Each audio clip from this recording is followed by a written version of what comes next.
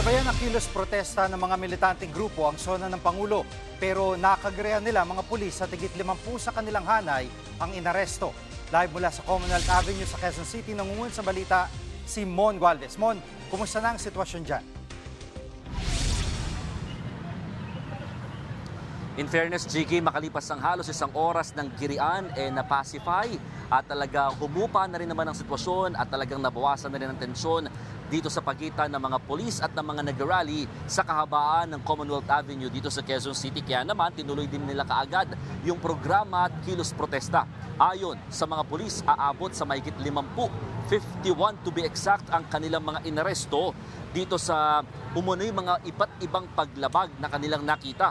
Isa-isa silang dinampot at pilit isinakay ng mga pulis sa BJMP bus. Sinubukan makipag-usap ng ilang mga lider ng grupo sa mga pulis gaya ni Bayan President Renato Reyes. Pero wala silang direktang sagot na natanggap kahit sila nga muntik pang sagasaan nitong BJMP bus. Kinundina ng mga nag-rally ang naging aksyon ng mga pulis pero giit ng PNP kailangan doon nilang pairalin ang kaayusan. Narito ang pahayag mula sa pulisya. Bawal naman magtatakip ng mukha. Lalo na yung nangyari noong September last year. Kita nyo naman, di ba? And ayaw natin payagan na sila pa ay magpatuloy na maggulo dyan sa kalsada. At maapektuhan, of course, yung tahimik na nagpoprotesta. At yung rally na ito, Mon, ay binigyan ba ito ng permit din ng LGO ng PNP?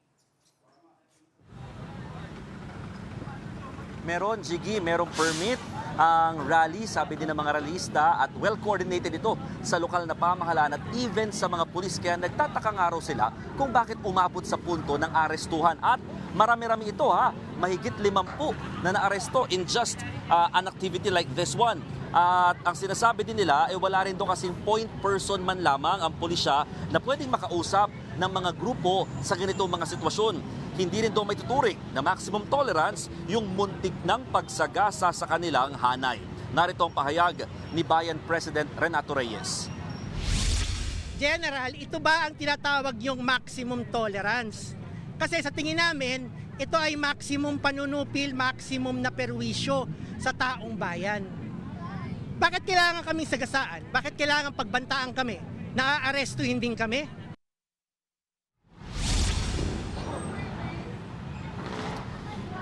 Jiggy, bukod sa mga binanggit kanina ni Chief Nartates ng PNP, isa rin sa pinaka may ebidensya doon pulisya ay yung vandalism na ginawa ng ilang mga miyembrong inaresto nang sila ay magsulat at magkaroon ng nilagay sa mga pader dito sa kahabaan ng Commonwealth Avenue. Sa kabila nito, tinuloy pa rin ng mga militanteng grupo o ng mga grupo, progressive groups ang kanilang kilos protesta. Nagmarcha ang iba't ibang grupo, bitbit ang kanilang mga placard at streamer.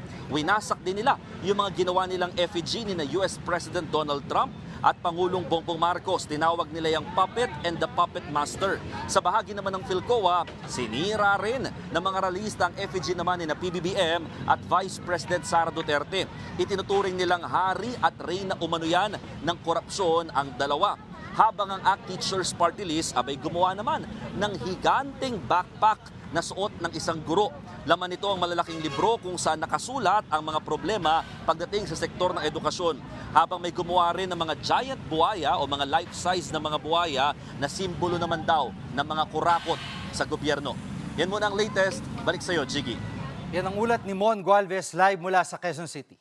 Mga kapatid, Jiggy Manikad po. Pagdating sa mahalagang balita sa loob at labas ng bansa, dapat una sa lahat, mag-follow at mag-subscribe na sa social media pages ng News 5.